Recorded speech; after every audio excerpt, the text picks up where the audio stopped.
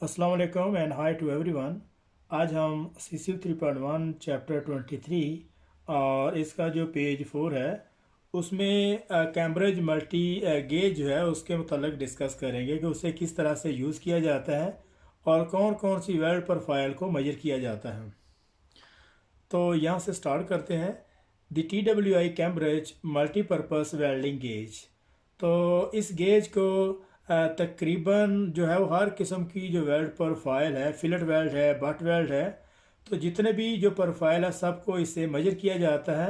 A tool use in the close estimations of the weld dimensions accuracy limitations.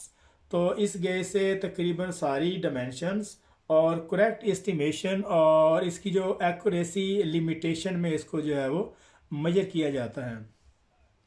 तो ये TWI Cambridge gauge है और तकरीबन सारे के सारे वेल्ड प्रोफाइल जैसे कि थ्रोट थिकनेस, लेग लेंथ और इसके अलावा जितनी भी डिमेंशन है सबको मेजर किया जाता है। तो इसे यूज़ करने का तरीकाकार कुछ इस तरह से है और इसका जो स्क्रू है इस तरह से इसको ओपन और इसको जो है वो लूज़ किया जाता है, जिससे जो थ्रोट थिकनेस को जो है वो उसके मुताबिक एडजस्ट करते हैं।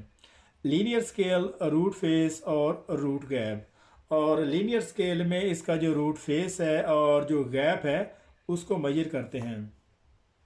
तो इसी तरह से रेडियल स्केल में linear scale, fillet weld, throat thickness को जो है मेजर किया जाता है। यहाँ से इसको देखते हैं। Linear and radial scale are given in MMA and inches with angles measure in degree. और जितनी भी लीनियर और रेडियल स्केल हैं उसे MMA और इंचेस में मेजर किया जाता है और जितनी भी एंगल हैं उनको डिग्री में मेजर करते हैं। जैसे एंगल ऑफ द प्रिपरेशंस, अगर किसी भी जो प्रिपरेशन है पाइप या प्लेट की, उसका जो बेवल का एंगल है उसको जो है वो इस तरह से मेजर करते हैं डिग्री में।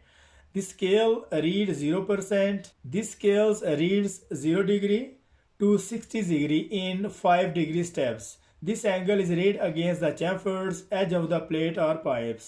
तो इस गेज को प्रिपरेशन के तौर पर इसकी जो बेवल है उसको जो है वो चेक किया जाता है और ये हमेशा 0 डिग्री से 60 डिग्री तक इसको जो है वो मूव किया जाता है और ये 5 डिग्री स्टेप तक इसे यूज़ करते हैं।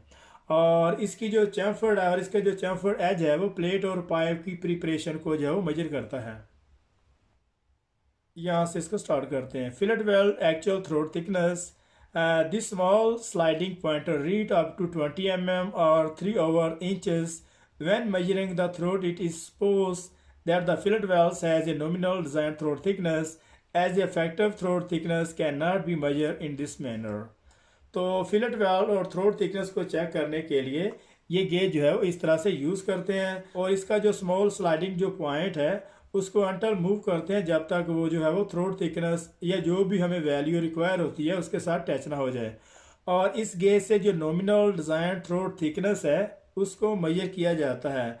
अफेक्टिव डिज़ाइन थ्रोट थिकनेस इस गेज से इस मैनर से जो है मेजर नहीं की जाती। तो जैसे ये फिलेट वेल्ड है तो फिलेट वेल्ड में अगर इसकी थ्रोट थिकनेस को चेक करेंगे तो वही स्लाइडर पॉइंट यहाँ तक इसको जो मूव करेंगे जहाँ तक उसको टच नहीं हो जाता। अगर इसकी लेग लेंथ को चेक करना है तो ये गेज जो है वो इस तरह से इसको प्लेस करेंगे और ये जो पॉइंटेड है इसको इस प्लेस में, इस पॉइंटेड को यहाँ पे प्लेस करेंगे तो इसकी जो डिमेंशन है वो लेग लेंथ की निकल आएगी।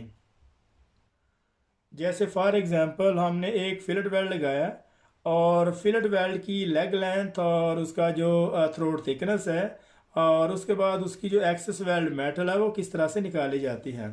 Access weld metal can be readily calculated by the measuring the leg length then multiplying by the 0.7। तो एक्सेस वेल्ड मेटल को बड़ी आसानी से लेग लेंथ के साथ इसको जो है वो मल्टीप्लाई किया जाता है, फिर इसको जो है वो 0.7 के साथ।